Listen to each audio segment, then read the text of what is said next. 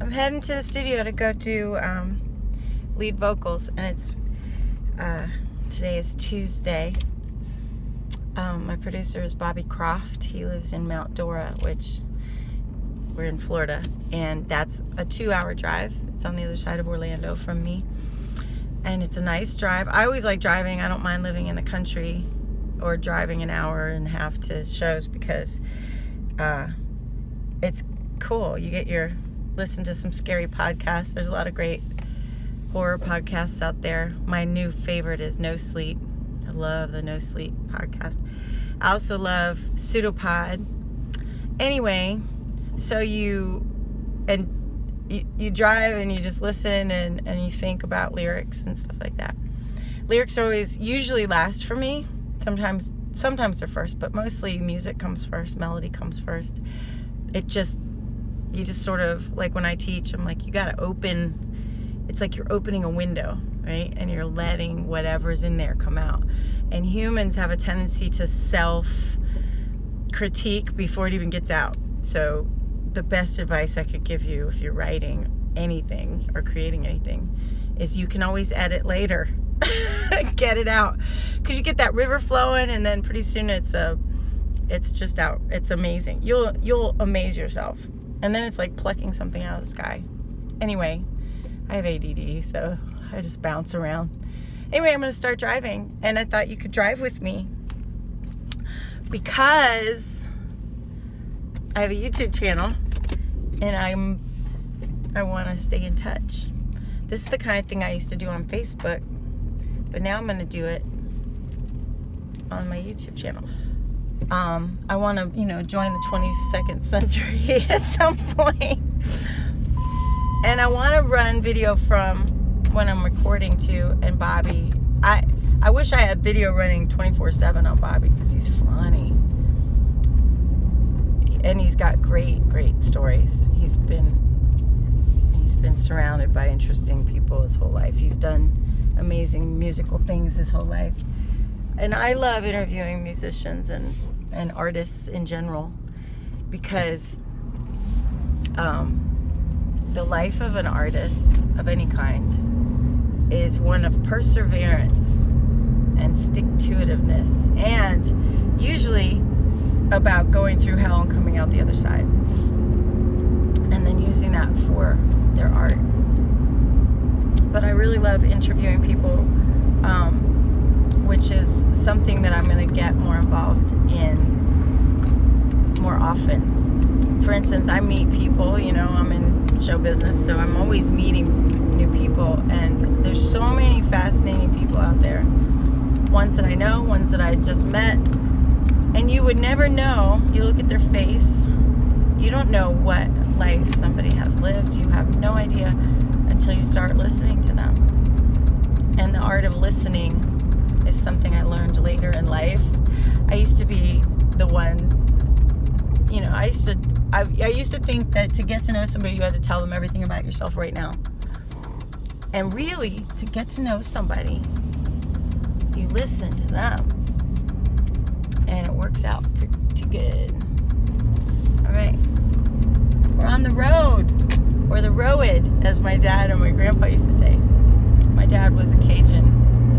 And Buddy Yoakum, when you hear Swamp and we say someday everybody's going to know his name, because this man led a life that was unbelievable in so many ways. It was like many, many lifetimes in one. And the thing I regret is that I didn't interview him because he would just start talking, he'd tell stories, and people would surround him. He had charisma, and he had the storytelling gift of Native Americans, that part of his bloodline, I guess. And he had so many stories and such inflection and such character and such humor that the second he was dead, I was like, I never recorded him. So now when I meet people that are fascinating, I tell them I want to interview them. And you would be amazed how many of those people are in your neighborhood. I named it Rockasm, the podcast podcast that I've never released as a podcast, but I fully plan on doing. I named it Rockasm, and the long name was There's Greatness in Your Neighborhood or something, you know. But Tony's always teaching me to keep things short and simple. Keep it short and simple. Keep it sweet. But anyway, so I'm going to listen to my scary podcast, and I reckon I will edit this later, or maybe I'll just post it like this. And I'll get back with you when I get to the studio, because this is a 2-hour drive, and I doubt you want to drive with me for 2 hours. Maybe you do, I don't know. If I was really good at this, I could plug the No Sleep podcast into the phone. You could listen with me, and we could just drive together for 2 hours and listen to some great scary stories. Hands who love sci-fi and horror. I do. I grew up, that's all I ever read. My mom would take me to the used bookstore. She'd say, Twink, I don't care what you read, just read. And she'd buy me 3 books every time. And they were, without fail, Stephen King, myths and legends from anywhere, I didn't care, and science fiction. Horror, sci-fi, myths and legends. I used to know all the myths and legends as a kid. From every, I knew the ancient Greek myths and legends. I knew who went where and whose kids were what, and the whole thing. I knew the African ones. I knew all over. And there's some crazy stuff. One thing you learn is how similar a lot of them are around the world at a time when supposedly people weren't communicating.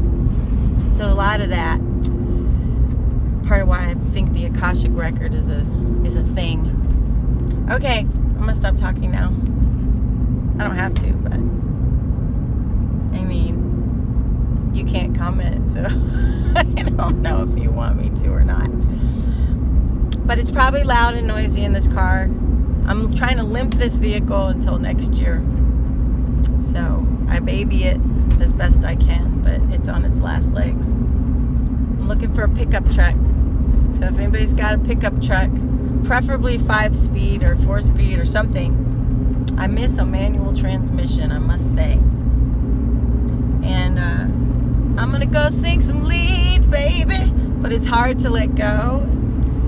Anyway, I'll run video at the studio, so I'll charge my phone up. Live long and prosper.